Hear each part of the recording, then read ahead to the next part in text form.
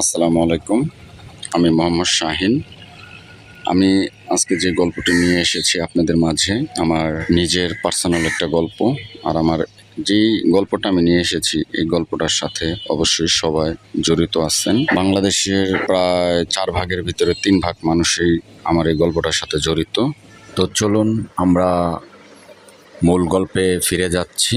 ভিডিওটি স্কিপ না করে পুরোপুরি ভিডিওটি দেখেন, তাহলে আশা করি হয়তো ভালো কিছু হতে পারে। তো 2024 সালে 23 সালে আমি অনেক ভালোই ছিলাম। 2024 সালে আপনার মোটামুটি তখনও একটু ভালো ছিলাম, কিন্তু 2025 সালটা আমার জন্য অনেক খারাপ যাচ্ছে। এত খারাপ যাচ্ছে তা বলার বাইরে। ঘটনা হচ্ছে কোনটা, আমার ব্যবসা বাণিজ্য একটু কম। আমি মাল হয়তো বিক্রি হলে সে মাল আনা যাবে, বিক্রি না হলে তো আর মাল আনা যাবে না। আর বাকি পরে বাকি বিক্রিও পরে এগুলো দিয়ে মিলিয়ে ঝিলিয়ে আমি 2025 সালে ব্যবসাটা করতাম। তো হঠাৎ করে আমি একটা তরমুজের ব্যবসা করি। তো তরমুজের সিজনটা বরিশাল আমতলী গিয়ে আমি তরমুজ আনি। তরমুজ আনার পরে আপনার এই তরমুজটা আমি প্রায় 40-42 হাজার টাকার মতন লস হয়। এই লসটা আমাকে পিছু ফেলে দিছে। তো সেই মাছটা আমার বাসা ভাড়াও চলে আসছে। তারপরে আমার ছেলে মাদ্রাসায় পড়ে, সেটার মাসিক বিলটাও চলে আসছে। মানে সব কিছু মিলাই ঝিলাইয়া তো প্রায় আমার 20-25 হাজার টাকা মাসে লাগে। কিন্তু সেই মাসে আমি কোনো কাজ করতে পারি নাই। এই একটা মাস আমি কোনো কিছু দিতে পারি নাই। তো এই যে পিছনে পড়লাম, দ্বিতীয় মাসটাও পারি নাই। তার মানে আস্তে আস্তে বিপদ আমার ঘাড়ে এসে দাঁড়াইতেছে, বিপদগুলো। ঠিক আছে। তো আমার বাড়ির পাশে বাড়িওয়ালা, নাম করিম চাচা, তার কাছে বললাম যে চাচা আমাকে কয়টা টাকা ধার দেন। বললো কি করবে? আমি বললাম যে চাচা আপনার একটু ব্যবসা বাণিজ্য করব, তো আমি আবার 1 মাস পরে আপনাকে দিয়ে দেব। তো সে বলল ঠিক আছে, টাকা লাগবে ভালো কথা, নিবি, কিন্তু একটা কথা আছে। আমি বললাম কি চাচা, কি কথা? তো করিম চাচা বলল যে তোর ব্যবসায় যা লাভ হইব ভাগ হইব 5টা ভাগের ভিতরে তুই নিবি 2টা, আমারে দিতে হবে 3টা। আমাকে চাচা এটা কেমন ধরনের কথা কন? সে কইলো হ্যাঁ, টাকা তো আমার টাকাতে ব্যবসা করবো, আমারে দিব না? আপনি 1 ভাগ নেন আর 4 ভাগ আমি খাইটা খুঁটে আমার তো লাগবে। তো সে বললো যে তাহলে তোমারটা তুমিই করো, তুমি কোত্থেকে টাকা জোগাইয়া 5 ভাগে তুমি রেখে দাও। তো বাধ্যতামূলক টাকাটা আমার নেওয়া লাগছে। নেওয়ার পরে তো সেই টাকাটা দিয়ে আনছি আপনার আনারস। এই আনারসও লস খেয়েছি। তো এইভাবে সব কিছু মিলিয়ে ঝিলিয়ে আপনার মাস শেষে একটা হিসাব করলাম। হিসাব করে দেখি কি যে আমি 70,000 টাকা চালান খাটাইছি, কিন্তু আমার টাকা নেই প্রায় আপনার 13,000 টাকার মতো। তো এই করিম চাচার কাছ থেকে আমি টাকা নিয়েছিলাম প্রায় আপনার 30,000 টাকা। তো আমি 17,000 টাকা দিয়েছি। বললাম চাচা কিছুদিন পরে আমি 30,000 টাকা দিই, মানে ব্যবসা তো লাভ হয় না, লস হয়েছে। তো সে বলল ঠিক আছে তাহলে। তো যাক, কিছুদিন গেল, আমি দিতে পারি নাই। পরে একটা ডেট দিলাম, দ্বিতীয় নাম্বার ডেট দিলাম, সেই ডেটটাও দিতে পারি নাই। তৃতীয় নাম্বার ডেট দিছি, সেই ডেটও দিতে পারি নাই। যার কারণ আজকে করিম চাচা মানে আমার জন্য একটা কাল হয়ে দাঁড়াইছে। 13,000 টাকা, সে একটা বাড়িওয়ালা মানুষ, 5তলা বিল্ডিংয়ের মালিক। সে 13,000 টাকার জন্য মানে আমার বাসায় এসে যা মনে হয় সব কিছুই বলছে। তারপর রাস্তাতে একদিন ধরে আমার অপমান করছে। তো আমার কথা হচ্ছে কোনটা, আপনি টাকা দিচ্ছেন, আপনি লাভ খাইবেন। যদি টাকাটা ধার হিসেবে দিতেন, আমি টাকাটা যেভাবে পারতাম আমি দিয়ে দিতাম, লাভটা আমি রেখে দিতাম। এখন আপনি লাভের চিন্তাটা করতে গিয়ে আমি এই জায়গায় খাইছি লস। আচ্ছা, লস যেহেতু খাইছি 13,000 টাকা, এই 13,000 টাকা আপনি 3 ভাগ যেহেতু লাভ নেবেন, তাহলে 13,000 টাকা কিছু তো 1 ভাগ হইলে তো লস আপনার দেওয়া লাগবে। তো সেটা কিন্তু রাজি হয় না। তো আমি ভাড়াটিয়া, আমি তার সাথে কোনো বেয়াদবিও করতে পারি নাই বা উচ্চ গলায় কোনো কথা বলতে পারি নাই। সে যা মনে চায় আমাকে তাই বলছে, বকাঝকা, এই সেই, পুলিশ দিয়ে ধরাই দেব, বিভিন্ন ধরনের কথাবার্তা। তো আমার বাসায় আইসেও অনেক ঝামেলা করছে। তো ঋণ এরকম একটা জিনিস ভাই, দেখেন আজকে বাসা করার জন্য বাড়িওয়ালায়ও বলতেছে বাসা ছেড়ে দাও। 3 মাস হয়ে গেছে, এবং কি ছেলের মাদ্রাসায় অলরেডি ছেলে চলে আসছে, কারণ কিছুদিন পর পরে বলে বেতন ওই জায়গায় 3 মাসের বেতন। তো আমি 6,000 টাকা দিয়ে তাকে নিয়ে আসছি। করিম চাচার একটা ঝামেলায় আসছি। আসলে কি ভাই, মানুষের যদি আয়ের রাস্তা না থাকে তাহলে ঋণ করে কতদূর চলা যায় বলেন? আপনি আপনি নিজের আজকে টাকা আছে, আপনি মহল্লায় বুক ফুলায় আপনি চলতে পারবেন। যদি আজকে নিজের টাকা যদি না থাকে তাহলে আপনি কিন্তু রাস্তাঘাটে কিন্তু চলতে পারবেন না। ঠিক আছে? আর সবচাইতে একটা কথা মনে রাখবেন, আপনার পুকুরে যদি বড়শি ফেলায় আধার কিন্তু আম পুঁটি মাছে কিন্তু আপনার বেশি যন্ত্রণা করে, চেলা মাছে বেশি যন্ত্রণা করে, বল মাছে কিন্তু গিল্লা খাইয়া ফেলায়। তো বল মাছের জ্বালা কম, চেলা মাছের জ্বালা বেশি। তো ঋণ হন, একজনের কাছে হন, এক জায়গায় হন।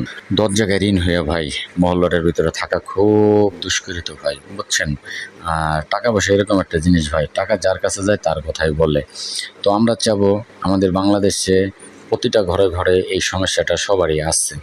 তো আল্লাহ পাক কারো সমস্যা মানে রাখবে না, সমাধান হয়ে যাবে। হয়তো মানুষের জীবনে সুখ, কষ্ট, দুঃখ সব কিছু মিলিয়ে কিন্তু মানুষের জীবনে কিন্তু যত বছর সে বেঁচে থাকবে তত বছরের সুখ কষ্ট মিলিয়ে ঝিলিয়ে তার জীবনের সাথে এগুলো সঙ্গী হয়ে যাবে। তো আজকে এই ঋণের জন্য আজকে প্রায় আমি ঋণ হয়ে গেছি অল্পই, আপনার 1-1.5 লাখ টাকা। এই টাকাটা ঋণ হয়ে আজকে আমি বাসা ছেড়ে রাস্তায় থাকি। কাজকামও করতে পারতেছি না। কারণ কেন কাজকাম করতে পারতেছি না সেটাও বলি। আজকে যদি আমি একটা কাজ করতে যাই তাহলে সেই জায়গায় যে পাওনাদার দাঁড়ায় থাকে যে আমার টাকা দাও। তো এই দুঃখ আমি বাড়ির থেকে অনেক দূরে জায়গায় কিন্তু পইড়া থাকি। ভাল লাগে না। আজকে সম্ভবত আপনার 5 তারিখ। তো আজকেও আমি অনেক দূরে ছিলাম। রাত্রে হয়েছে, আমি বাসায় আসছি, আবার সকাল 6টা বাজে বের হয়ে যাবো। কারণ করিম চাচা এসে ঝামেলা করবো, আমি চাই না যে আমার সুস্থ ফ্যামিলির ভিতরে একটা ঝামেলা আমার জন্য সবারই পোহাতে হোক। তো যাই হোক ভাই, আমার এই কথাগুলোর সাথে অনেক লোকে জড়িত। আপনারা একটু সাবধানে কাজ করবেন, ঋণ হওয়ার কোনো চেষ্টা করবেন না ভাই। আল্লাহর উপর ভরসা রাখবেন, 5 ওয়াক্ত নামাজ পড়বেন। আল্লাহ পাকই কিন্তু আপনারে ভালো রাখার চেষ্টা করবে। ঠিক আছে? আপনি নিজের থেকে চাইলে কিছুই হবে না, সবই আল্লাহ পাকের লীলা খেলা ভাই। আল্লাহ পাক আপনাকে জন্ম দিচ্ছে, আল্লাহ পাকে আপনাকে সুস্থ রাখবে, খারাপ রাখবে, ভালো রাখবে, সব কিছু মিলিয়ে জেলে আল্লাহ পাকে রাখবে। আল্লাহর উপর ভরসা সবারই রাখা দরকার। মানুষের কাছ থেকে 500, 1000 ভাই এইগুলো ধারাই না খাইতে পারবেন, না দিতে পারলে ভাই অনেক যন্ত্রণা। একজনের কাছে 5 লাখ টাকা পাইবেন, সে সহ্য করব, ডেটও নেব। কিন্তু যার কাছে 500 পাবেন ভাই, সে মারামারি করার জন্য চলে আসে, সহ্য করে না। অথচ সে চিন্তা করে না আজকে 500 টাকা আমার কাছে পাইবো, আমি যদি তাকে দিয়ে দেই হয়তো 500 টাকা তার কাছে 5 মিনিটও টিকবে না, শেষ হয়ে যাবে। টাকা হচ্ছে হাতের ময়লা মানুষের, কারণ এই আছে এই নাই। তো ভাই আপনারা এই সমস্যার ভিতরে জড়িয়ে পড়বেন না। আর এই সমস্যাগুলো মানে আপনারা শুধু ঝামেলার ভিতরে জড়াবেন না। আপনারা ভালো থাকবেন, সুস্থ থাকবেন, আমার জন্য একটু দোয়া করবেন। আমি সবার জন্য দোয়া করি। ঋণ, কিস্তি, লাভে, সুদে এগুলা না নিয়ে পারলে ভাই নেবেন না। এগুলা যন্ত্রণা, অনেক যন্ত্রণা ভাই। আমি যেরকম হারে এখন আমি টের পাইতেছি ভাই। সবাই আমার জন্য একটু দোয়া করবেন, আল্লাহ পাক আমাকে যেন একটু সুস্থ করে ভালো রাখে, এবং কি আল্লাহ পাক যেন ঋণগুলো দেওয়ার যাতে তৌফিক আমাকে দান করে ভাই, বুঝছেন? আমি অনেক কষ্ট আছি ভাই। হয়তো আমার কথাগুলো আপনাদেরকে বিশ্বাস হবে না ভাই। আমি নিরিবিলি ঘরের ভিতরে বসে আমি এই কথাগুলো রেকর্ড করে আজকে আমি মানুষ সচেতন করে দিচ্ছি যে ভাই আমার মতো কেউ হবেন না ভাই। কারণ এই ঋণগুলো করলে অনেক সমস্যা ভাই। দিন আনবেন, দিন খাইবেন, সবচেয়ে ভালো ভাই 1 কেজি চাউল আনবেন, 5 বেলা খান, 10 বেলা খান, সেটা আপনার বিষয়। কিন্তু ঋণ করে ভাই আপনি কিছু করেন না ভাই। ঢাকা শহরে আমরা সবাই জানি, ঢাকা শহরে থাকতে হলে টাকার দরকার, বাসা একটা নিতে হলে অ্যাডভান্স, বাসা ভাড়া। ঢাকা শহরে বাড়িওয়ালারা তো বুঝে নেই, সুবিধাজনক বাড়িওয়ালা 1 মাসের ভাড়া না দিলে 3 মাসে তুমি বাইরে হয়ে যাবে ভাড়া দিয়া, এই ধরনের কথাবার্তা বলে ভাই। কি করবো, দেশ গ্রামে তো কোনো কাজ কাম নাই। কারণ আমাদের বাংলাদেশের সব দেশ গ্রাম এখন খালি হয়ে গেছে। দেশে কতটুকু জায়গা ছিল সেটাও মানে আমাদের বিক্রি হয়ে গেছে। সেই টাকাটা আমি হাতে পাইনি কিয়া।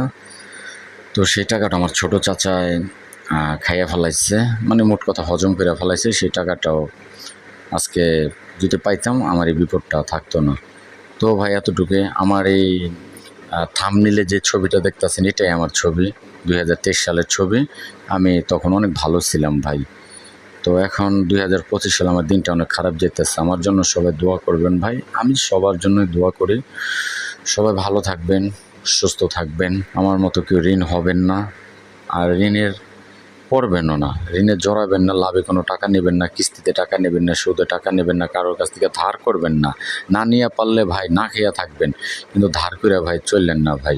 আমার মতো অনেক ভাইয়েরা এই সমস্যায় জড়িত আছেন, তো তাদেরকে আমি একটু বলছি ভাই আমার মতো হবেন না। আমি অনেক অনেক অনেক আল্লাহর কসম ভাই, আমি অনেক চাপে আছি ভাই, অনেক চাপে। যার যার সমস্যা শেষে বুঝে ভাই, যার যার জ্বালা তার তার কাছে।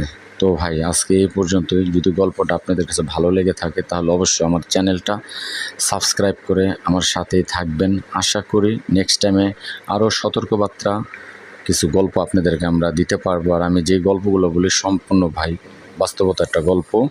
সবাই সুস্থ থাকবেন, ভালো থাকবেন। আসসালামু আলাইকুম।